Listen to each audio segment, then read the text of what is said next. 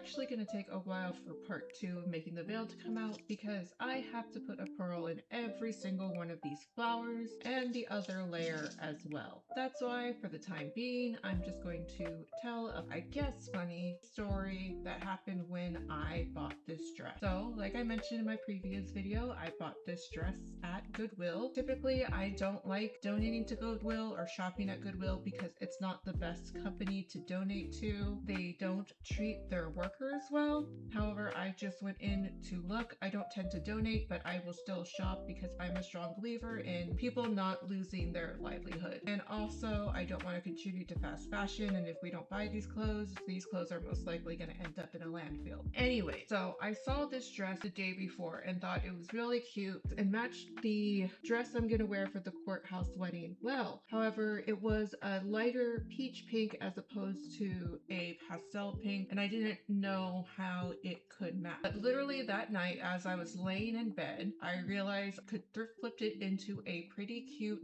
vintage looking veil. So the next day I went back to get it. And yes, I did go at 10 a.m. to get it, but that's just because I just so happened to be in the area of that Goodwill around right when it opened. So as I walked over to, hoping that the dress was still there, walked over to its location, I overheard a younger male worker at the Goodwill complaining and doing an impression of an old lady, insisting that she wanted to buy a box of stuff and he had to hold on to it, and asking his manager if he could put it back on the shelf. And he was being very loud and kind of a little, but I ignored it. The dress was still there, grabbed it, and walked up to the checkout counter. And as I was checking out, the same guy said to me, "Oh, were you here yesterday during closing and couldn't buy it?" And I said, I mean, I was here yesterday, but I wasn't here at closing. I saw the dress, not sure if I should get it, then realized I wanted it today and come and got it." And he's like, "Oh, well, because you came in with a mission, like super fast, and just grabbed it." And I looked at him and I was like, okay, that's a little weird that he's saying something about me buying an item and giving the store money. Like, I'm literally trying to give you money. And I almost said, you really need to work on your customer service skills.